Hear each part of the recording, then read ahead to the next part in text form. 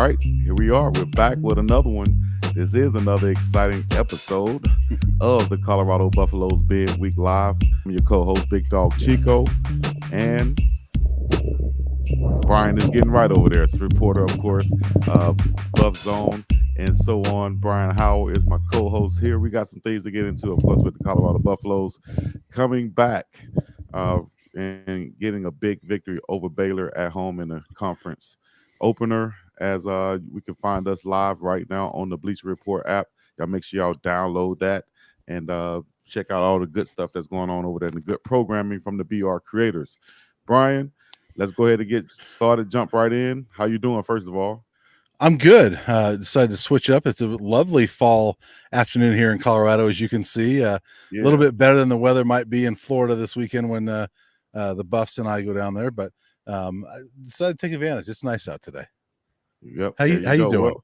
Well, I'm doing great. My background is not as nice as yours right now. If I step outside, it'll be fine. The weather is great here.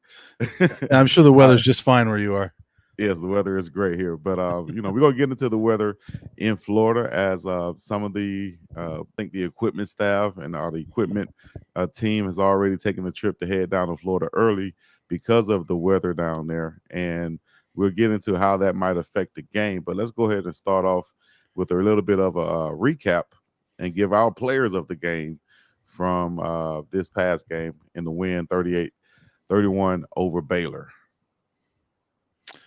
Yeah, that was quite a game. And, you and I have not really chatted a whole lot about it since then. But, I'm not sure I've covered a game that so dramatically went from they're going to lose this game to, oh, my gosh, they won this game. It was quite the swing, and I'm sure the emotions were just as much watching on TV as it was being there. And it got to be a top 5 finish I've ever covered in any sport. I mean, that was pretty impressive. Yes, with the ups and downs and the back and forth, and then the sacks at the end, and then Shedeur kind of willing his way to that Shedeur magic, getting up out of those sacks and extending plays and making the completions downfield. Travis Hunter, unbelievable. Once again, as far as the recap go, I'll say this: Baylor came into the game wanting to run and wanting to establish that run, and if you look at the running, what they did from the running back position, turn around and handoffs, it wasn't very productive. We stopped the run. What are some other things that stood out to you? Yeah, we're going to get into this, but that's a huge key going forward. Is that the Buffs are actually doing a pretty good job against running backs this year. And I'm writing a story in the middle of it right now. 3.9 yards per carry they've given up to running backs, which is not bad.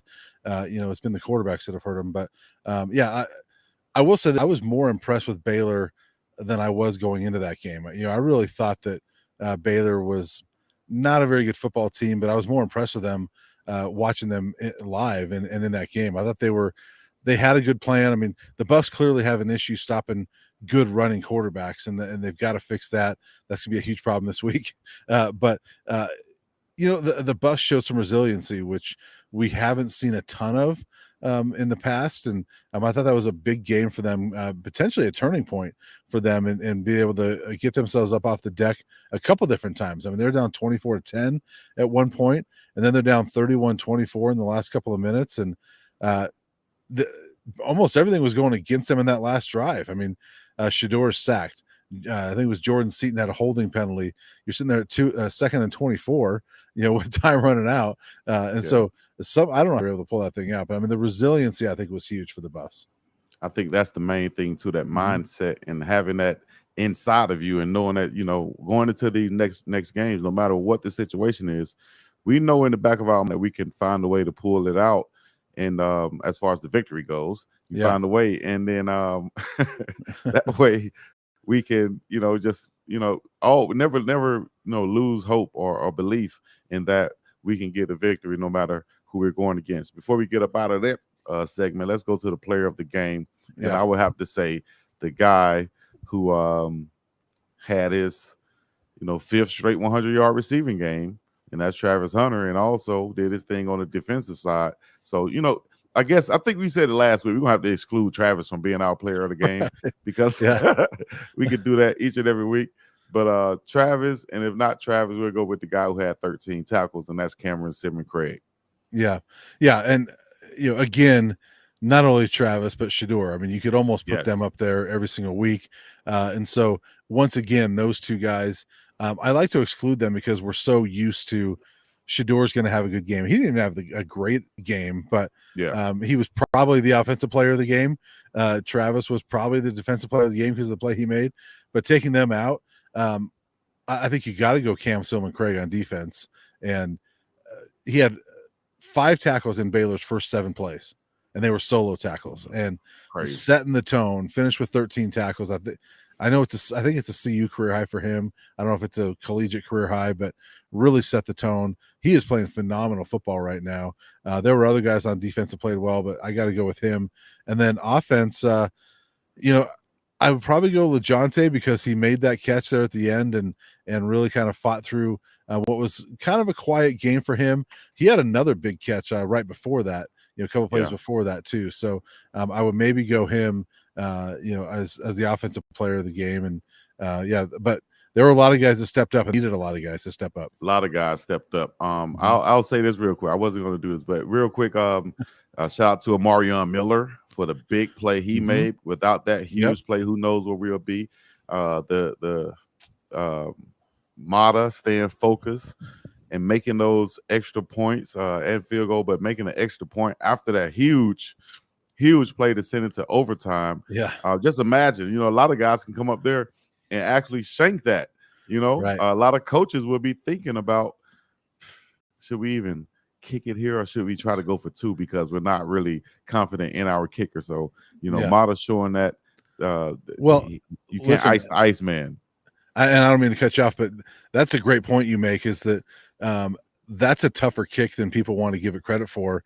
Not only the pressure of you just had that play, and if you miss that kick and lose the game, can you imagine? But there's pressure there, but then the rain was coming down harder at that point in time. So you got the rain element in there too. I know it's a chip shot because it's an extra point, but you got to give Mata some credit there because that's not a hard kick, but that's a harder kick than people want to give him credit for. With that pressure on you, and it's 3 people are making contact with the ball, from the snapper, to the holder, Mark Vassett, to Mata actually putting his foot to the leather and kicking it through the big eight. Yeah, and with a wet ball. I mean, anything could have happened there. I mean, it could have been a slippery snap. It slips through Mark Vassett's hands. Maybe Mata has the easiest job of the 3. I don't know, but that whole operation, let's give all 3 of those guys, Cameron Hawkins, Mark Vassett, and Mata credit, because that was monumental. I can't imagine what the narrative would be if they make that catch, if LeJohntay makes that catch, and then the extra point sails wide right or whatever, and they lose the game 31-30. I mean, so shout out to those guys once again. Yeah, shout out to them. They're getting their name. What other podcast or show you going to listen to where you're going to hear those 3 names called? That's right. Talking about Bucks football without them being, called because they missed or shanked something. Is anybody else giving Cameron Hawkins credit this week besides us? Nobody. We're the only ones. I saw him in the team store also, I think, with his girlfriend. So shout out to Cam, man. Yeah.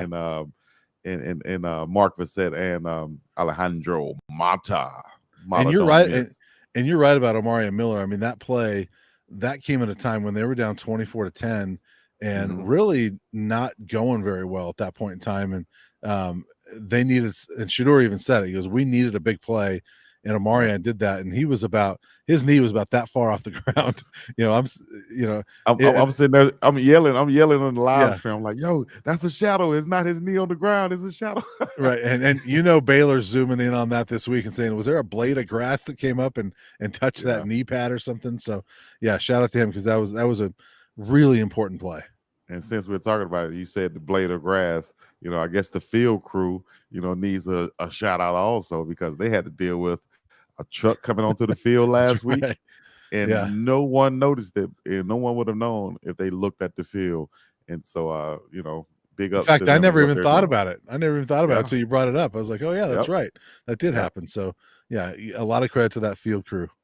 Yeah, and having them blade of grass, the grass is cut at the right length. Right.